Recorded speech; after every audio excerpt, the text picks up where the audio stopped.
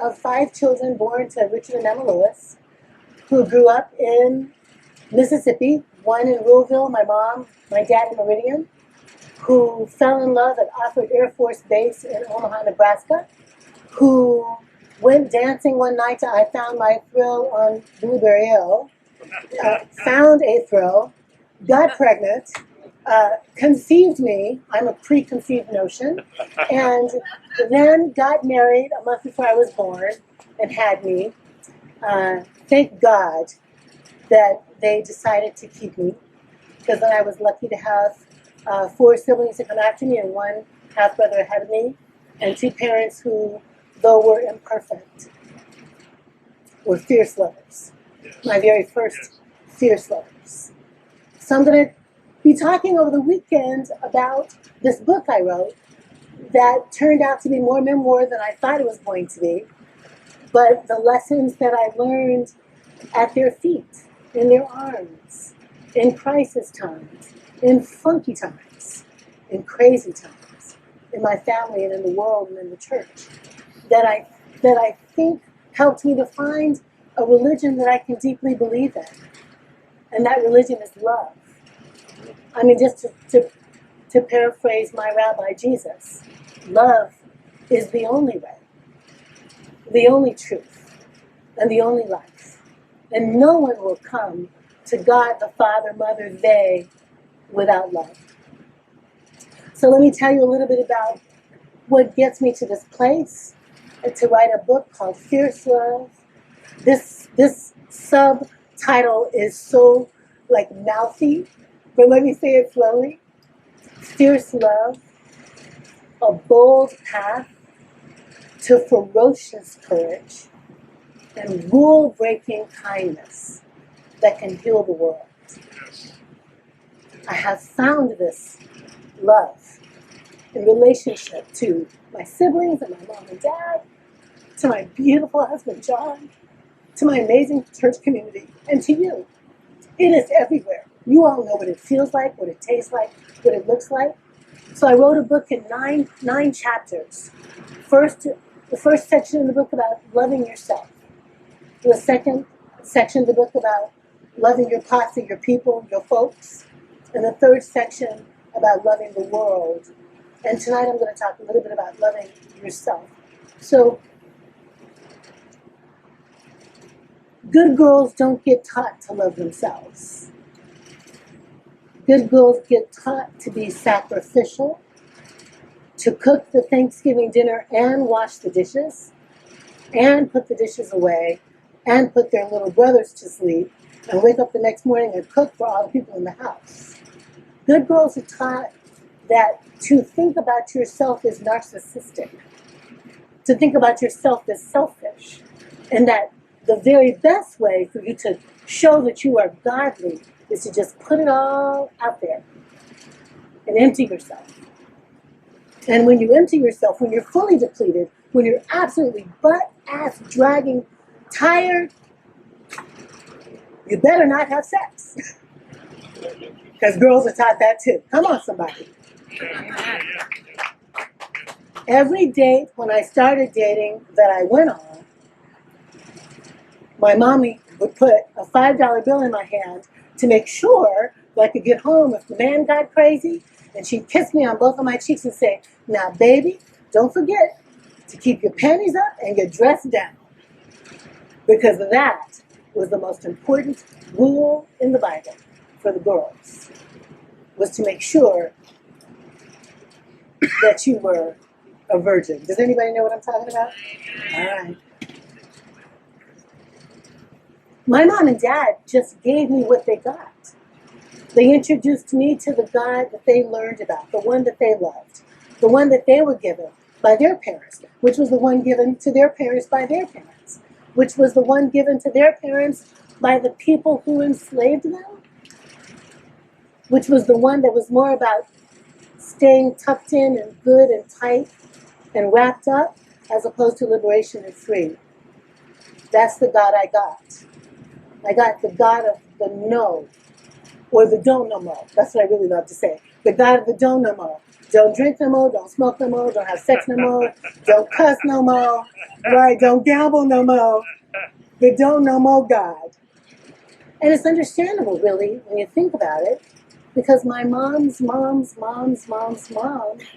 would have been kidnapped off the shores of Western Africa and brought on a ship across the Atlantic Ocean through the Middle Passage.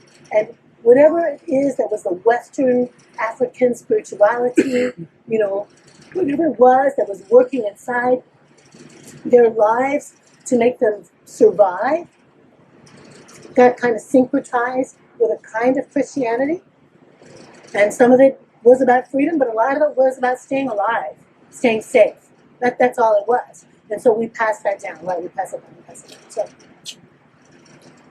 I got the Don't Know More God from my mom and dad, who loved me, and who were complicated and gave me lots of theologies that I needed to unbraid or to braid again for myself. And though I could pick on them a bit about their God and how silly that God was, or childlike that God was, or not helpful to me that God was, I also have to thank them for the pieces of the God thing that sustained my life and made me who I am. I'm 7 years old in Seventh Presbyterian Church, with about 50 pews, and my mom and dad and us, we all 6 of us, sat on the 4th pew. It is the very first time that I'm going to get to take communion. I'm 7, and because we're Presbyterian, I don't have to do any work to take communion. I just need my mom and dad to vouch for me to take communion. I feel like such a big girl. I can't believe I get to do it. My dad is an elder. He's passing out the elements. My mom has sung in the choir. She's now sitting next to me, smelling like Ultra Sheen and Winsong. You know what I'm talking about? With a little Jergens lotion underneath. Cherry, vanilla, bergamot, all the things. And she's the most beautiful person in the world to me. And my dad passes the bread, and that comes on a golden plate. Ooh, you love those golden plates when you're little. And the cubes have been pre-cut. And I take a bite of that yeasty Hawaiian bread, the kind that they like to put the spinach dip in now. And Mommy leans over and says, this bread means God will always love you. What? It tastes this good, and it means God will always love me. I'm hooked.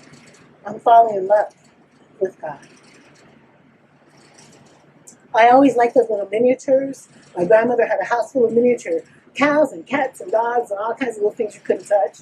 Dust catchers, but they were cute and little. So when that little cup came by, and the Welch's grape juice that was kind of like Kool-Aid, all right? And I took the sip of the little grape juice, and Mommy leaned in and said, this cup means God will never leave you. What? My tongue is purple and God will never leave me? I'm smitten. I don't know yet about what it means to be called to ministry, but I'm feeling something, guys. I'm being pulled into this something, and I can't describe it. I'm like, oh, I'm so in love with it. Like, I teach Sunday school when I'm 8 to the little kids. I'm singing in the choir. We're singing like hair and gospel music and a little R&B at church. Crazy people. Oh, that's a little bit like middle. Anyway, I'm so in love with the place. It's just all the goodness. I feel so on fire for something that will take me decades to describe. But I'm beginning a journey toward the thing I'm still looking for, which is a space of non-judgment, of pure love, of acceptance, of just openness and freedom. And it's not enough for it to be for me. I need it for everybody. I need it for the Chinese girl in the orphanage. I need it for the girl in the hijab in Pakistan. I need it for the boy in the hijab. I need it for all the people at the board. I just need it. That's what I want. So I get this little piece from Mom and Dad, and it's like, okay, God will always love me. God will never leave me. That's the beginning of a self-love concept. And then, Mommy's Beatitudes, Mommy's Bible. Love God with everything you have. Love your neighbor as yourself. And don't ever lie. Like, a liar will not tarry in his sight. What? I didn't know what the word tarry was, but I knew that lying was going to get your behind whipped. So it was like, don't lie, and do unto others as you would have them do unto you, and love your neighbor as yourself. This was my little 5 commandments, I guess, growing up. When I was 5 years old, and the mommy and daddy dyad had taught me some things about love, I was in kindergarten in an all-white space, in an Air Force base, and a little girl named Lisa rocked my world. It was me and the 2 Tommies, one blonde, one redhead, cute little white boys, and Jacqui. You know, just handling our business in kindergarten. Kind of having a menage a trois, as little children will, like taking your lunch buckets to school, taking naps to each other, very innocent but also tight. And then Lisa came from Mississippi and informed me that I was the N-word and that I got chocolate milk from my mother's breast. So this was like, right into the beautifulness of life. You're the N-word and you get chocolate milk from your mother's breast. One was nasty, both were nasty. I was really messed up by that. My mother, faithful chick that she was, prayed with me and said, Jacqui, that's so silly that white people think that black people are not as good as them. That's so silly, she said. And then she prayed with me. And I prayed, God, no matter what anybody looks like, please let it be that they will always feel loved. That was my big child story. My dad was the Air Force captain and demanded an apology. Reparations, 1964, from my dad. So there was a sense of religious, faithful response and a social justice response, and that story shapes my activism and my faith. I'm talking about learning how to love myself. The first practice in my book is you gotta love yourself. All of the world's major religions say something about love your neighbor as yourself, right? Do unto others as you have them do unto you. Don't withhold from someone that which you need for yourself. One religion says, don't break anyone else's heart. It's so sweet. But this idea of loving your neighbor as yourself cannot happen if you don't love yourself. Remember how I started with good girls don't love themselves? How selfish that is? How tangy that is? How tart that is? How are you going to love the world when you don't love yourself? One day my husband John said, I think the real problem is that people are actually following the scripture. They are loving each other as they love themselves. They don't love themselves, so they're not loving each other. They don't love themselves, so they're hating on each other. There's a hole in their soul where love should be. So they're angry, they're resentful, they're bitter, they're jealous, they're stank. Stank is a theological word. Do you feel it? Like stank, right? Because they don't love themselves. And they take their unloving selves to the boardroom, to the grocery line, right? To the subway.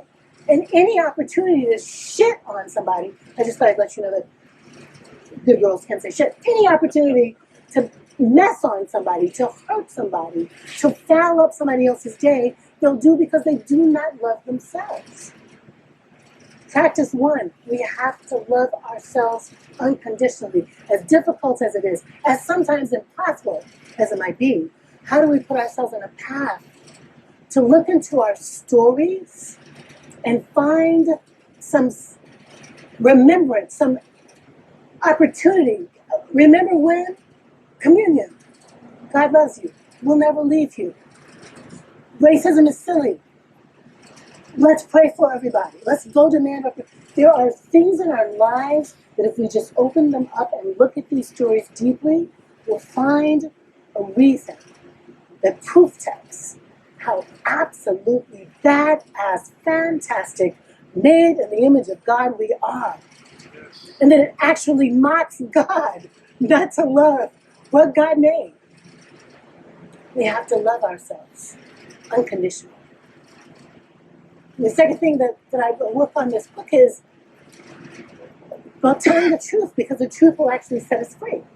So, You actually can't love the self you don't know. You actually can't love the patina, the persona, the falseness. Good girls mobilize a false personality. How you doing? Fine. Is everything okay? Sure. Are you angry? No.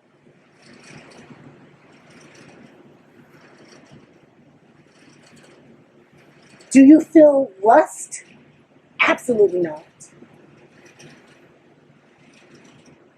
Are you pissed off at your parents? No. We are taught so early to fake out the people around us. And some of us actually have parenting that really only affords that kind of falseness. I'm a psychologist. We talk about the kind of containers that we're born in or the environments we're born in. If an environment is full of, let's say, a narcissistic parent or an empty parent, an absent parent, if you're born poor, on the border, if there's not enough goodness in your life to reassure you that you can cry and someone will come, you're hungry and you'll be fed, pretty soon the young developing child does not attune to themselves, but attunes to the outside environment. And the outside environment impinges their ability to be appropriately narcissistic. Are you with me? A baby has to be able to go, I'm hungry! And somebody needs to come. And if it happens right, they go, I'm magic, I did it, I cried, it came, the bottle, and they have this wonderful sense of self that happens because they were able to get what they need. When we don't give children what we don't need, when parents don't have enough safety support, when people don't have enough love around them, the child is impinged, and the child doesn't know how to be true, and the child grows up lying to themselves, lying to the world, pretending that they're not real, and they're dead inside instead of alive inside. The truth that sets us free is the truth that we get to live because the whole world collaborates on us. Being able to be true and ask for stuff and get it. Are you with me? Good. That's the kind of truth that sets you free. And it begins with the kind of basic brain ability to just say, I'm lonely, I'm scared, I'm afraid, I'm lost, help me, I'm needy, I'm needy. Can needy be okay? I'm sad. These kinds of truths liberate us to love ourselves and to love our neighbor. Finally, in that first section, I talk about traveling lightly, like unloading your stuff. It's exhausting to drag our lives around with us, full of all the things that we don't want to be honest about. See how all these things build on each other? I tell you a beautiful story about my dad, who taught me how to be an activist. But I also could tell you a story about the first time I sassed my dad, and I was so shockingly sassy that he knocked me off a dining room chair. Not because he doesn't love me, but because he was a person who learned how to be violent. The same man who taught me how to be an activist, who woke up every day and took me to everywhere I needed to go, the same man who always came home and always fed us and always celebrated us, also is a man with a temper, who got a temper from being a boy with a father who was angry, right? Like, all of that stuff. That good, shiny, I love you, Jacqui, daddy is in me, the angry daddy, knock you off the chairs, inside me. His story is my story, all of that's in me. But if I'm not honest with myself, if I don't take care to explore those tragedies, hard things in my life, I drag them around with me like a ton of bricks, how free am I to be real? How free am I to love myself? How free am I to love other people? We've got to also just make a spiritual practice of unloading our burdens. You don't have to have a therapist to unload your burden, but it's cool. It's good. They just sit there and listen and they get paid. It's awesome. Try it. But it also could be a really good friend, or a spiritual director, or your honey. My poor man, free counseling all the time. Call John, 1-800-CALL John for free therapy. But there is something really important, friends, about not pretending that something that wounded us isn't in there, carving away at our soul, causing us to have cancer, overeat, overdrink, cuss, craziness, you know. The way we get to be the people who can love the people is to love ourselves enough to pay attention to what's inside and know that there's good stuff in there and there's funky stuff in there, and the funky stuff also have lessons. And the stuff that has lessons for you, the lessons come because we peel it open and we look at it and we examine it and we think about it honestly. And we don't pretend, we don't lie to ourselves about what has happened to ourselves.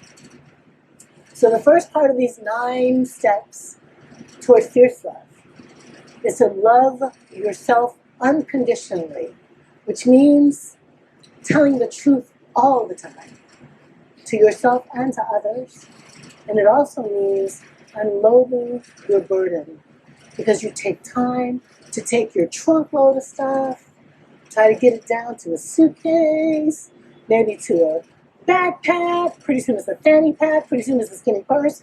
But because we know that we all got stuff, the stuff has lessons. We look at it, we examine it, we breathe on it, we try to forgive some of it, and we try to let it go, let it go. Oh, I'm sorry, I'm in a childhood movie, okay? This is the work we're called to do, fierce lovers, is to make ourselves our first love object. There's only one you. You're exactly the way you're supposed to be. And you only get to the very best you by being honest, by dropping some of that stuff, let it go, and keep it moving toward tomorrow, when we'll talk some more. Thank you.